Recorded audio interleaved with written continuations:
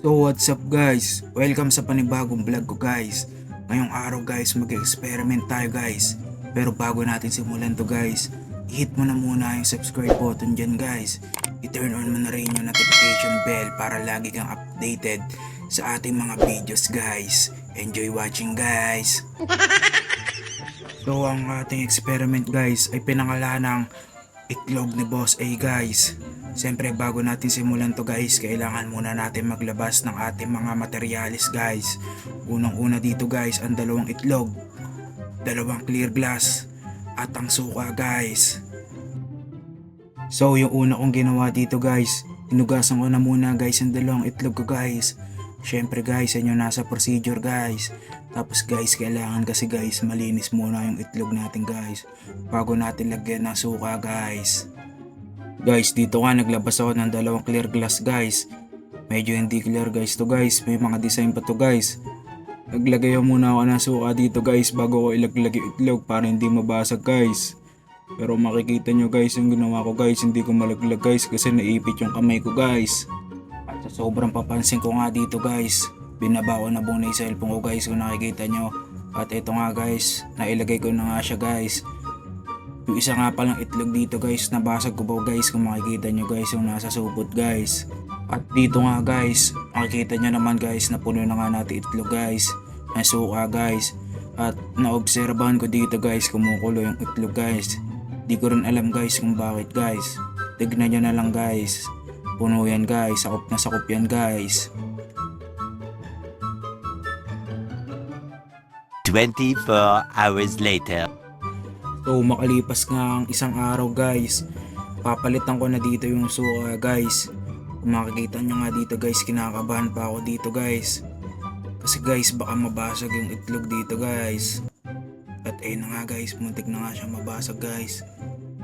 Patit naman to isa guys, iibahin ko na rin yung suka na to guys.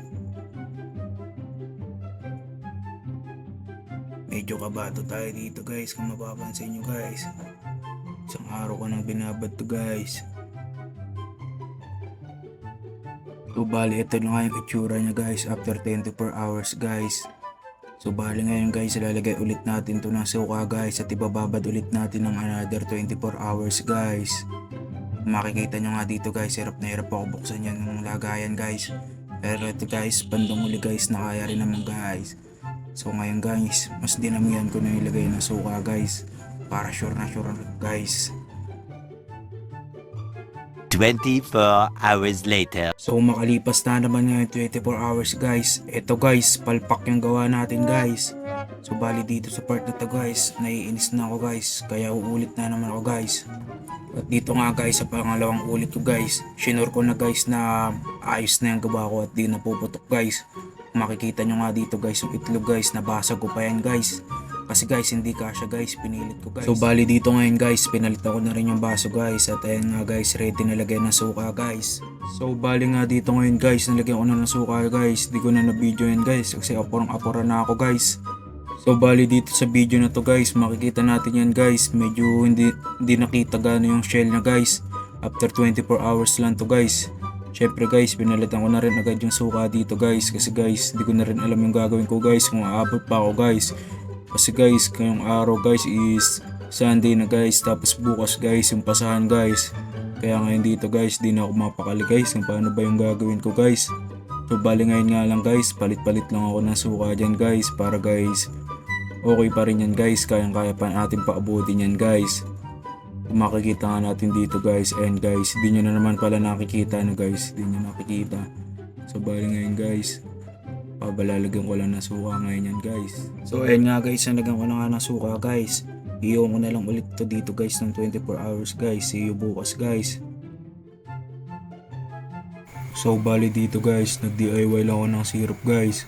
Wala kasi akong mahanap sa bayan na corn syrup guys eh. Bali ito guys, naglabas lang ako na lumang kaldero dito guys. Tas 3 kutsara lang guys ng asukal guys. Baka ma-diabetes tayo guys. Ngayon dito guys, kumuha na rin ako ng tubig guys kasi papakuluan ko to guys. Yung kasi napanood ko sa YouTube guys. So bali dito guys, pinapakuluan ko na siya guys. Kailangan guys mahinang apoy lang guys. Kung makikita nyo nga guys, hinihinaan ko yung apoy guys. Pero namatay pa guys. Pero inulit ko yan guys, hininaan ko lang yan guys. So bali ayan guys, hintayin lang natin kumulo yan guys. So after 70 years guys, ito na ang kinalabasan niya guys. Mabisa yan guys, nalagaw pa ng foil lang guys, para mabisa talaga guys. So bali dito nga pala guys, nilagay ko na rin agad yung syrup guys. Kung mapapansin nyo nga guys, may mga langgam pa yan guys. Tapos dito naman guys, yung food coloring guys, nilagyan ko naman siya ng kulay orange na food coloring guys. Ito nga guys, itsura niya guys, ng pagkalagay ko guys ng syrup guys. Kung papansin nyo nga guys, kitang kita ba mga langgam dyan guys, di ko alam guys, ba't nagkalanggam yan guys. So ito na nga guys, hintayin ko na lang ulit to guys ng 6 to 10 hours guys. So bali dito nga pala guys, kitang kita nyo naman guys, tinanggal ko na rin agad yung syrup dito guys. Napansin ko lang sa itlog guys, na wala yung balat niya guys. Tas ayan guys, ang lambot niya guys, ang cute niya guys. Napansin ko lang dito guys, medyo naging ano yung itlog guys, parang naging malambot siya guys, di katulad guys nung hindi ko pa nilalagay yung syrup guys. Parang mas lumambot pa ng todo yung shell guys. So bali dito nga pala guys, kung mapapansin nyo nga guys, ito nga pala yung itlog na nilagyan ko ng food coloring guys. Ang forma ng itsura niya guys, may libag-libag pa siya guys. So bali dito nga guys, nagtataka ko guys, ba't nagkaroon ng crack dito guys. So bali dito guys, nagbuka na siyang kwek-kwek guys. Tapos yung parang ano guys, alam nyo ba yun guys, yung deol guys. Nagutom pa tuloy ako guys habang in-edit ko to guys. Pero guys, napansin ko lang dito guys, hindi ko na makita yung egg yolk guys. Tapos ayun nga guys, medyo nababak-bak-bak pa yung kulay puti-puti dyan guys, para libag siya guys. So bali ito nga guys, pinabakbak ko lang guys, pero hindi ko na rin yung mabakbak guys. Natsambahan ko lang pala guys. Bali dito nga pala guys, sinugasan po pa siya na mabuti guys. Ito nga guys, kung makikita nga natin dito guys, itsura niya guys.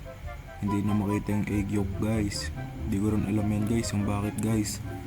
Siguro guys, dahil sa food coloring na nilagay ko guys. So bali ito nga pala itsura nila guys, nung pinagtabi ko sila guys.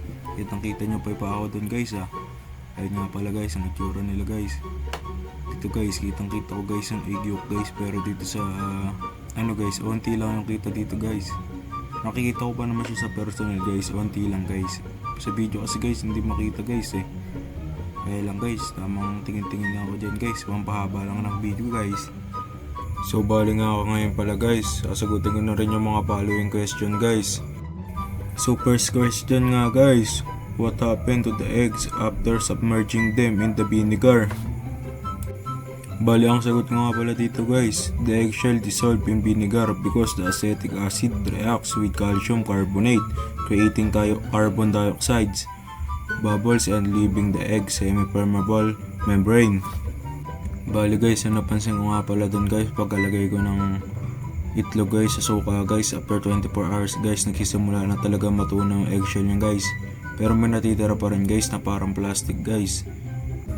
At punta naman tayo sa question number 2 guys, what happened to the size of the egg A after submerging them into corn syrup, egg B into the water? So bali ang sagot ko dun guys, in corn syrup, the egg shrinks because water exceeds the egg due to the syrup higher sugar content. In water with food coloring, the egg swells as water enters since the solution outside has fewer solutes than inside the eggs.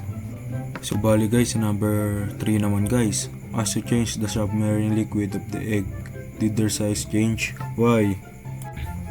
So bali ang sagot ko dito guys is yes. The eggs change size. In hypertonic solution like corn syrup, water leaves the egg making it shrink. In hypotonic solution like water enters the egg causing it to swell. The semi-permeable membrane lets water move based on solute concentration.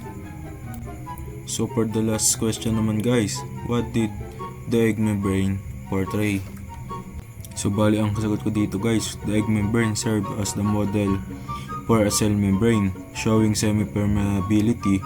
It allows certain substances, like water, to pass through while blocking others, similar to how actual cell membranes control material flow. So bali dun nga pala nagtatapos ang aking vlog guys. Maraming salamat sa inyong panonood guys. See you on my next vlog guys. I love you all.